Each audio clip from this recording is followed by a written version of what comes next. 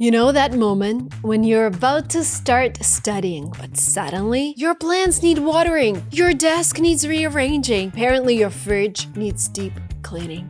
Yeah, that's me too. Hey guys, welcome to linguamarina.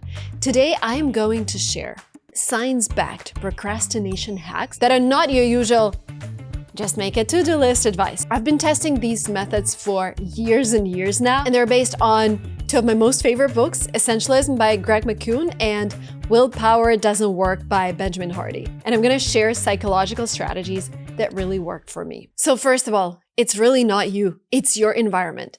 Here's the thing that changed everything for me. The myth that you just need more willpower to do things. You know when people tell you, or you tell yourself, oh, you just need to be stronger, more disciplined.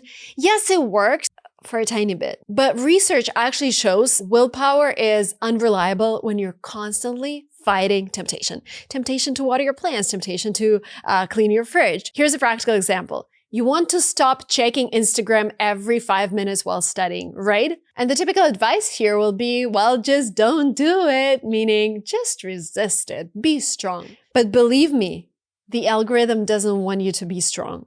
It will be feeding you things that keep you coming back. So I've heard radical advice. I'm on this amazing WhatsApp group with top creators, and there's one creator who's actually an author, and I'm sure you know his name. I just don't want to mention it out loud. But anyways, he told that he deleted all of the social media apps because he was unable to resist the temptation to check them. That's a radical thing to do.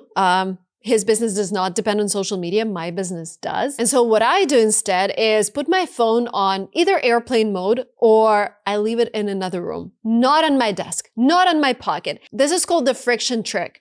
Make bad habits harder. Good habits easier. That's why I've heard somebody sleeping in their sports outfit because they want to go to the gym in the morning, and they're kind of reducing this friction of putting their outfits on in the morning and going to the gym. Again, I feel like it's kind of radical. I love to sleep in my pajamas, but you get the idea. You are trying to make bad habits really hard for you and good habits really easy for you. This is why I have this studio in my house. It's actually part of our living room. And yes, we could have had a beautiful living room here and an area where kids could play, but I also know this is my work and I need a place where I can just sit down and start filming right away instead of rearranging a living room every single time. Everything is set in a way that it's easy for me to switch to work. Remove the temptation from your environment. No bad snacks in our house, no desserts in our house. This all works because of something called the cue action loop. Your brain sees the cue. The phone is sitting right here and automatically wants to check Instagram. No cue, no urge to resist. Just hide it. I have a question for you. What's the one big thing you've been putting off? Studying for an exam, job hunting, starting a business? Let me know down in the comments below so we can know each other better, especially if you're watching videos on this channel for the first time. Let me see if we can spot a pattern in what we procrastinate on the most. Tip number 2, it's called the priority filter. Most procrastination isn't actually laziness, it's decision fatigue. My brain gets exhausted from having to make too many choices. I have family, I have businesses, and so sometimes my brain just shuts down. And here's what helps. I define one essential priority for the day, just one.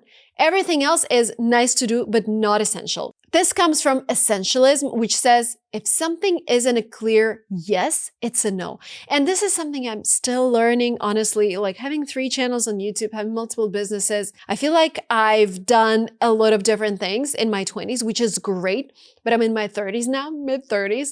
And I feel like this is the time when you start valuing your energy more, you're valuing your time more. You have other very important things to do, like your family. So when it comes to work, one essential thing per day. And this doesn't just apply to big life decisions, you can use it for your daily plan too. If a task doesn't clearly move you toward your main goal for the day, it's a no for now. So instead of thinking, I should study for my exam and reorganize my email and clean my room and call my mom, I pick calling my mom. That's it. Or whatever is important to you right now. Everything else can wait. This completely clears this mental clutter because you're not constantly comparing options. You decided once, Now you just execute. Tip number 3, do what excites you. When you're working on something that genuinely interests you, procrastination almost disappears. In fact, it flips. You can't wait to get started. And right now, apart from doing my Silicon Valley Girl podcast, I really, really love exploring new AI tools. And I can spend hours playing with something that just came out on the market. And one of my favorite tools that we've been using a lot on this channel as well is called Gamma. Do you remember a video we made with a beautiful presentation on this channel? We made that presentation with Gamma, and they're sponsoring today's video. And again, I'm absolutely loving this tool. If you've never heard of Gamma, it's an AI-powered platform that makes creating beautiful presentations and documents fast and effortless. And here's the thing, it started as a presentation tool, but with their latest relaunch, it became so much more. Now you can build everything from interactive reports and landing pages to LinkedIn carousels and trend summaries, all powered by AI. Here's why I love it. Say you've just finished researching a topic for your next presentation, report, or YouTube video. Instead of starting with a blank slide, fighting with formatting, and procrastinating on it because nobody likes starting with a blank page, you drop your content into Gamma, and in minutes, it turns into a polished, shareable deck or document. No design skills, no wasted time, just clarity and speed. I've personally used Gamma for LinkedIn carousels, one-pagers for my PR team, and the presentations you've seen right here on linguamarina. It's the perfect tool if you want your ideas to look as good as they sound without spending hours making them pretty. Whether you're a student, creator, marketer, or solopreneur, Gamma gives you that professional edge without the stress. Try it yourself at gamma.app as the productivity boost your workflow needs.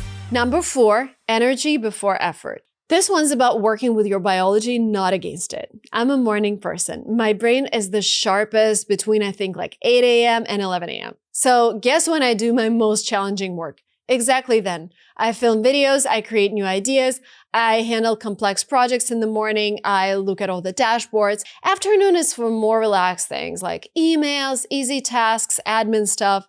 Most people do the opposite. They scroll social media during their peak hours and then wonder why they can't focus on important work later. Figure out when your brain works the best and protect the time like it's gold. The reason this works is you're swimming with the current instead of against it. You're not fighting your biology, you're using it. Tip number 5, make starting ridiculously easy. Remember when I talked about sleeping in your sports outfit? Here's something from physics that applies to productivity. It takes more energy to start moving than to keep moving. So the key is making starting as easy as possible. There are also tasks I don't like that much sometimes when it comes to taxes or collecting documents for my mortgage. When it comes to those tasks, I use something that I call a 2-minute start rule. So if I don't want to do something, I commit to working for just 2 minutes. That's it. No pressure to finish everything. Sometimes I give myself like 5 minutes or 10 minutes, whatever I feel like is kind of meaningful. But here's what happens. Once you start, your brain often wants to continue. Starting is the hardest part. It's like when you're exercising, the hardest part is putting on your workout clothes and walking to the gym. Once you're there, you usually do the full workout because there are people around you, and then this podcast is amazing, so you just start doing your thing. Number 6, pre-commitment and accountability loops. This is where external pressure becomes your friend. Instead of relying on internal motivation, create external commitment.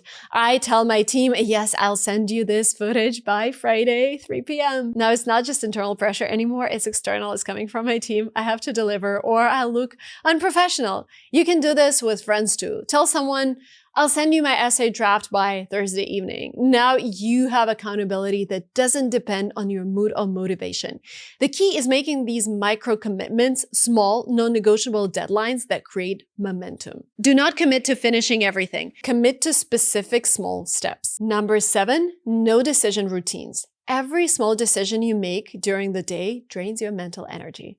So successful people eliminate as many decisions as possible through routines or through hiring someone. Think of what you're gonna eat for a week on the weekend and don't spend time on it on the weekdays. I often eat the same breakfast every single morning. It's a salad. I get creative with my salad. And also it's the healthiest breakfast you can have. I'm committing to living a healthy life every single morning. And it's one less decision. I don't waste mental bandwidth thinking, What should I eat for breakfast? What should I try? This is why Steve Jobs wore the same outfit every day. Not because he was weird, but because he wanted to save his decision-making energy for important things. Create fixed routines for your morning, evening, and work startup. The more you can automate, the more mental energy you have for what actually matters. Number 8. The people effect.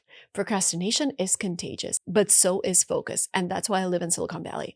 Everyone around me just works, and in the US in general. If you study in bed, your brain associates that space with rest and sleep. If you study around people who are procrastinating, you'll procrastinate too. But if you're in an environment where everyone is focused and working, you naturally become more focused. This is why I like co-working spaces. That's why I like working on an airplane, especially in the US, because everyone around you is working. It's not just about Wi-Fi, it's about being surrounded by people who are getting things done. Their energy is so contagious. Find study groups, accountability partners, or online communities where people are actually working toward their goals. I'm sure if you go and look for work with me or study with me, live stream on YouTube, you'll find something. Number 9, the reward hook. Your brain releases dopamine, the feel-good chemical, not only when you achieve a big goal, but also when you make measurable progress toward it.